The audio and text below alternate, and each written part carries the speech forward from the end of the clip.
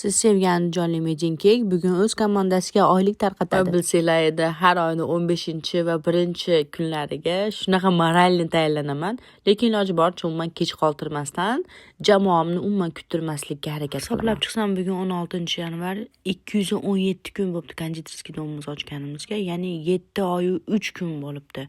Shu vaqtda ichida bu jamoamni yig'ib olish uchun qancha asablar ketgan. Lekin bilasizmi, faqatgina kuchlilargina oxirigacha boradi. Faqatgina qadrlilar siz bilan. Har bir konvertning chekkasiga xodimimning ismini yozib, ichiga maoshini solib, egasiga beraman. Shunda men umuman adashib har oyning 15-sanasida avans berilsa, 1-kuni oylik beriladi. Ham konditor bo'lish, ham tadbirkor bo'lish, ham shuncha jamoani boshqarish, yana hisob-kitob qilish bitta o'zimga juda ham qiyinlik qilayotganligi uchun oxirgi paytda o'zim onajonim menga hisob-kitob borasida yordam beryapti.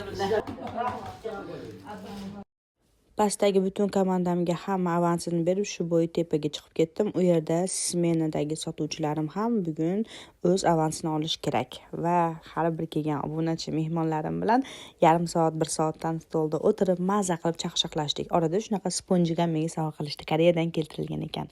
Va meni bir-biridan chiroyli sotuvchilarim, ular ham hammasini avanslarini olib, premiyalar bilan birga juda ham baxtiyor bo'lib uyga jo'nab ketishdi. Lekin bilasizlarmi, bu yerda eng asosiy chuqur minnatdorchilikni va katta rahmatni sizlarga aytishim kerak. Chunki sizlar har bir shirinligimizni olyapsizlar, kiryapsizlar va sizlarni orqanglardan shunaqa o'z vaqtida arendani to'lab kelamiz. Xodimlarga o'z maoshlarini vaqtida beramiz. Sizlarning boringlar sababli shunaqa bir nechta xonadonlarning qora qozoni qaynab kelyapti.